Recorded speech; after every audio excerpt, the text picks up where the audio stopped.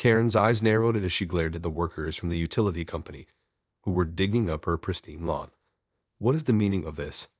she demanded, her voice dripping with irritation. The foreman turned to face her, his expression unperturbed. "Mom, we're here to install a new fiber optic line for the HOA. It's part of the community upgrade project." Karen's perfectly manicured brows furrowed in a scowl. "Not on my property. You're not. I didn't authorize this, and I won't have you tearing up my yard." The foreman sighed, knowing this was going to be a battle. "I'm sorry, Mom, but the HOA has the right of way to install these lines. It's for the benefit of the entire community." "Benefit?" Karen scoffed. "I don't care about the community. This is my home, and I won't have you ruining it." She turned on her heel, storming towards the HOA office, her designer heels clicking against the pavement. As Karen burst through the doors, the HOA president, Susan, looked up in surprise. "Karen, what's wrong?" "What's wrong?" Karen hissed, slamming her palms on the desk. "You're sending your goons to dig up my yard without my permission. That's what's wrong." Susan blinked, caught off guard. "But Karen, the fiber optic upgrade is a community-wide project. We sent out notices to all homeowners weeks ago." Karen's eyes narrowed to slits. "Well, I didn't get any notice, and I certainly didn't agree to have my lawn torn up. This is unacceptable." Susan sighed, trying to placate the irate woman. "I understand your frustration, Karen, but this is for the greater good of the neighborhood. The fiber optic lines will provide faster internet and improved connectivity for everyone." "I don't care about everyone else," Karen snapped. "I care about my property, and I won't allow you to destroy it. You're going to stop this project immediately, or I'll take legal action." Susan's brow furrowed, sensing the futility of arguing with Karen. "I'm sorry, but the project has already been approved and paid for. We can't just stop it now." Karen's lips thinned into a tight line. "Well, then I guess you're going to have to find another way to do it, because those workers are not setting one foot on my land." With that, she turned and stormed out of the office, her mind already whirring with ways to stop this unwelcome invasion of her domain. Karen paced back and forth in her living room, her mind racing. She couldn't believe the audacity of the HOA, trying to bulldoze their way onto her property without her consent. This was her home, her sanctuary, and she wasn't about to let them ruin it. As she mulled over her options, a devious idea slowly began to form in her mind. A sly smile crept across her face as she headed to the garage, determined to put her plan into action. Karen emerged from the garage carrying a large, heavy-duty tarp and a bag of landscaping spikes. With a satisfied grin, she marched back to the front yard, where the utility workers were still hard at work digging the trench for the fiber optic line. "Excuse me," she called out, her voice dripping with false sweetness. "I have a proposition for you." The foreman looked up, his brow furrowed in confusion. "Mom, I thought we made it clear that the HOA has the right of way to install these lines. We can't just stop the project." Karen's smile widened. "Oh, I understand that. But I have a solution that will work for everyone." The foreman eyed her warily. "I'm listening."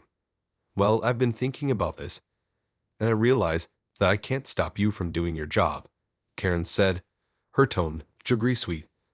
"But I also can't have you tearing up my lawn. So I propose that you simply go around it." The foreman blinked, caught off guard by her unexpected offer. "Go around it? What do you mean?" Karen unfurled the tarp, revealing the spikes she had gathered. "I'll lay this tarp down, and you can dig the trench around it. That way, you can still install the fiber optic line without destroying my yard." The foreman stared at her, unsure of how to respond. "Mom, I don't think that's going to work. The trench needs to be a certain width and depth for the line to be installed properly." Karen's smile never wavered. "Well, then I guess you'll just have to figure it out, won't you? Because I'm not budging, and those workers aren't setting one foot on my property." The foreman sighed, realizing that he was dealing with a stubborn and determined individual. "All right, Mom, we'll see what we can do. But I can't guarantee that this will work." "That's all I'm asking," Karen replied sweetly, already mentally congratulating herself on her brilliant plan. As the workers begrudgingly began to work around the tarp-covered section of her yard, Karen watched with a sense of triumph. She had won this round, and she was determined to keep it that way. The days that followed were a whirlwind of activity as the utility workers tried to navigate around Karen's makeshift obstacle course. They quickly discovered that the tarp and spikes were no easy feat to work around, and the trench they were digging began to resemble a convoluted maze. Karen, as the vigilant watchdog, stood guard over her property, ready to pounce on any misstep. She would march out to the work site several times a day, her arms crossed and her gaze unwavering, daring the workers to so much as lay a finger on her precious lawn. The foreman, for his part, tried to reason with Karen, explaining the technical challenges and the potential consequences of her obstructive tactics. But Karen was having none of it. "I don't care about your technical challenges," she would snap. "This is my home, and I won't let you ruin it. You'll just have to find another way to do this, and it better not involve 1 inch of my property." The foreman would sigh in defeat, knowing that arguing with Karen was like trying to move a mountain with his bare hands. He could only hope that the HOA would step in and find a solution before the project ground to a complete halt. But the HOA, it seemed, was equally at a loss. Susan, the president, tried to appeal to Karen's sense of community spirit, but the woman was as immovable as a brick wall. "Karen, please think about the greater good of the neighborhood," Susan pleaded. "This fiber optic upgrade will benefit everyone, including you." "I don't care about the greater good," Karen snapped. "I care about my property, and that's all that matters. If you can't find a way to do this without destroying my lawn, then tough luck." Susan could only shake her head in frustration, realizing that she was dealing with a force of nature that was utterly immune to reason. As the days turned into weeks, the utility workers continued to struggle with the ever-changing trench design, their progress painfully slow, and their budget rapidly dwindling. Karen, meanwhile, watched with a vindictive glee, her triumph only fueled by the growing desperation of her opponents. It was clear that this battle was far from over, and that Karen was willing to go to any lengths to protect her domain. The HOA was in for a fight, and they had no idea just how determined their adversary truly was. The standoff between Karen and the HOA continued to escalate, with neither side willing to back down. As the weeks turned into months, the utility workers struggled to make any headway on the fiber optic line installation, their efforts constantly thwarted by Karen's ever-evolving barricade. Karen took immense satisfaction in her ability to stay one step ahead of the workers. She would regularly rearrange the tarp and spikes, creating new obstacles and forcing the crew to constantly adapt their plans. The foreman, exasperated, would often throw up his hands in defeat, muttering under his breath about the sheer stubbornness of this one homeowner. Meanwhile, the HOA was growing increasingly desperate. They had poured thousands of dollars into the project, and the lack of progress was starting to take a financial toll. Susan, the president, tried every tactic she could think of to reason with Karen, but the woman remained steadfast in her refusal to budge. "Karen, this is getting out of hand," Susan pleaded during one of their many confrontations. "The costs are spiraling, and the entire community is being affected. Please, can't we come to some sort of compromise?" Karen's response was as unyielding as ever. "Compromise? I don't think so. This is my property, and I won't let you or your utility company ruin it. If you can't find a way to do this without touching my lawn, then you can just forget about it." Susan could feel her frustration mounting, but she knew better than to argue further with a stubborn woman. Instead, she decided to take a different approach. "All right, Karen, I understand your concerns, but let me propose something to you," she said, her tone measured and diplomatic. "What if we offered to compensate you for the use of your property? That way, they could still complete the project, and you would be fairly compensated for the inconvenience." Karen's eyes narrowed, and for a moment, Susan thought she might have found a glimmer of compromise. But then, the woman's lips curled into a sneer. "Compensate me? Oh, please, you think you can just throw money at me and expect me to roll over? This isn't about money, Susan. This is about principle, and I won't be bought off, no matter how much you offer." With that, Karen turned on her heel and stormed off, leaving Susan and the HOA board members to stare at each other in utter disbelief. It was clear that they were dealing with a foe who was utterly impervious to reason, and they had no idea how to break the deadlock. As the days passed, the tension continued to mount, and it became increasingly clear that this battle was far from over. As the standoff between Karen and the HOA dragged on, the community began to take notice. Word of the epic struggle spread like wildfire, with some residents finding amusement in the absurdity of the situation, while others grew increasingly frustrated by the lack of progress on the fiber optic upgrade. The local news media, sensing the juicy story, descended on the neighborhood, eager to document the unfolding drama. Karen, ever the self-proclaimed community watchdog, relished the attention, reveling in her newfound status as the neighborhood's unlikely hero. "This is not just about my lawn," she told the reporters, her chin held high. "This is about standing up to a tyrannical HOA that thinks it can trample all over our rights as homeowners. I'm fighting for the freedom of everyone in this community, and I won't back down no matter what they throw at me." The HOA, on the other hand, found themselves on the defensive, struggling to justify the escalating costs and the lack of progress on the project. Susan, the president, tried to paint a picture of a community-minded initiative being held hostage by a single, stubborn individual, but her pleas for understanding often fell on deaf ears. "We're just trying to improve the quality of life for everyone in this neighborhood," she lamented to the reporters. "But this one homeowner is making it impossible for us to do our job. It's frustrating, and it's costing the entire community in the long run." The media coverage, however, seemed to only embolden Karen, who rebelled in the attention and the outpouring of support from some of her fellow residents. She began to stage elaborate protests in her front yard, complete with signs and chants, drawing even more attention to her cause. The utility workers, meanwhile, continued to struggle with the ever-changing obstacle course in Karen's yard, their patience wearing thin and their budget rapidly dwindling. The foreman, at his wit's end, pleaded with the HOA to find a solution, but Susan could only shrug helplessly, her own frustration evident in her demeanor. As the months wore on, the standoff showed no signs of resolution, and the community found itself divided, with some residents rallying behind Karen's crusade, while others grew increasingly exasperated by the lack of progress on the much-needed fiber optic upgrade. It was a battle of wills, with neither side willing to back down, and the outcome remained uncertain. But one thing was clear: Karen had no intention of surrendering, and the HOA was in for the fight of its life. As the public battle between Karen and the HOA raged on, the financial strain on the community began to take its toll. The costs associated with the stalled fiber optic project continued to mount, and the HOA found itself in an increasingly precarious position. Susan, the HOA president, desperately tried to find a way to break the deadlock, but Karen remained as steadfast as ever, her determination fueled by the media attention and the growing support of some of her fellow residents. "This isn't just about the fiber optic line anymore," Karen declared to a crowd of reporters, her voice dripping with self-righteous indignation. "This is about the principle of property rights and the overreach of the HOA. I'm fighting for all of us, and I won't stop until I've won." The HOA, meanwhile, was running out of options.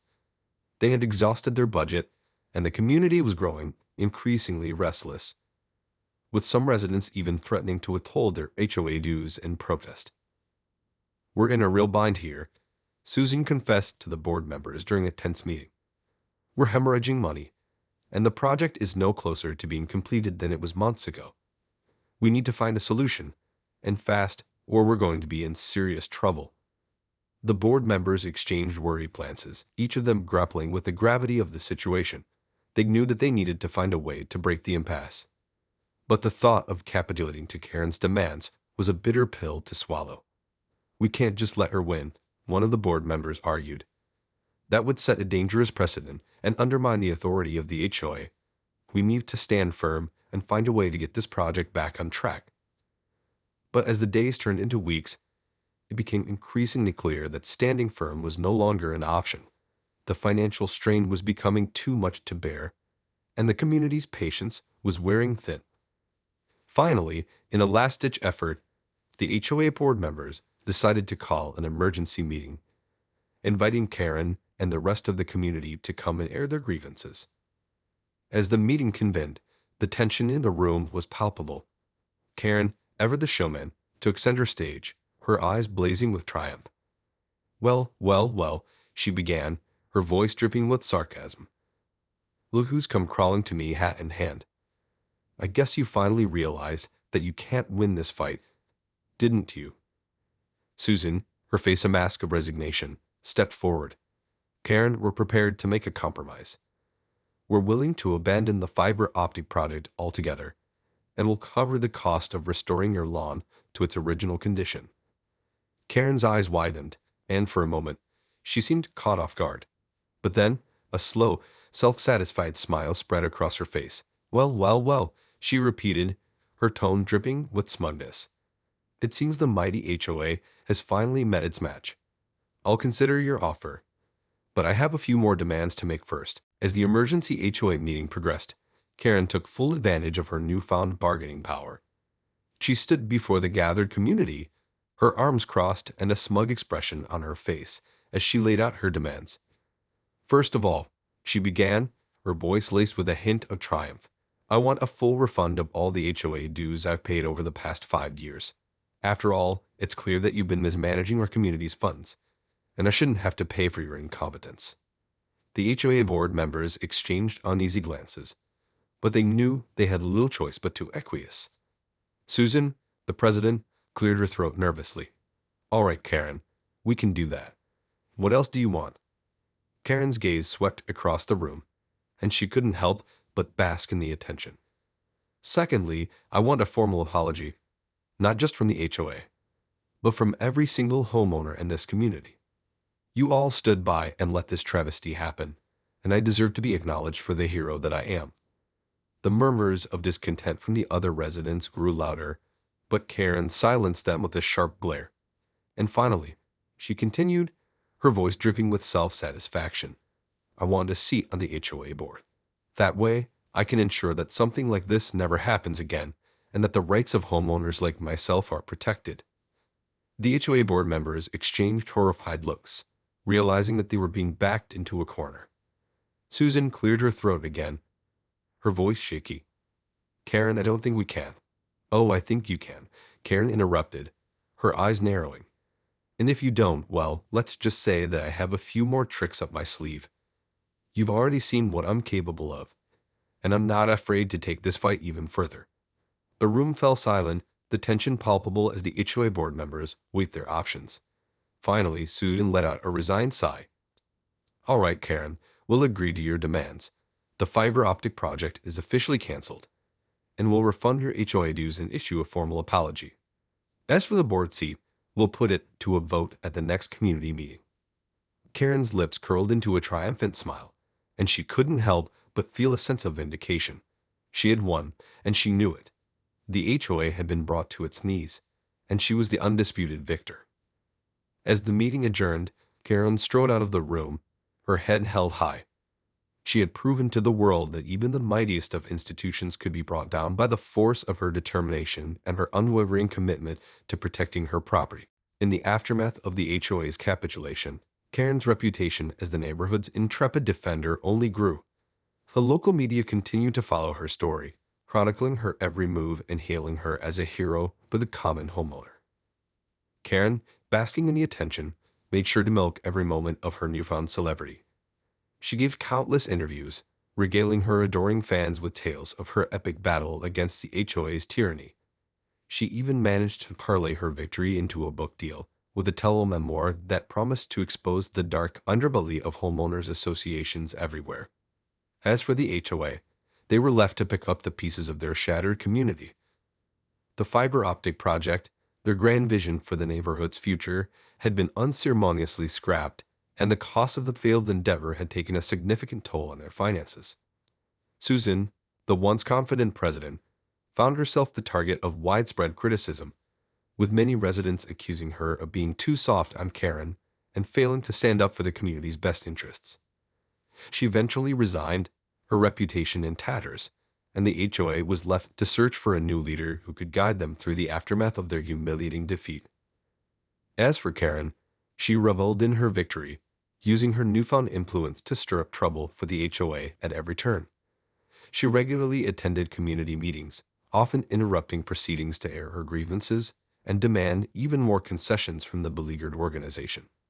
The other residents, initially amused by Karen's antics, soon grew weary of her constant grandstanding and her insatiable appetite for attention. Some even began to wonder if she had taken her crusade too far, and whether the price they had paid for her triumph was worth the cost. But Karen remained undaunted, her eyes fixed firmly on her next target.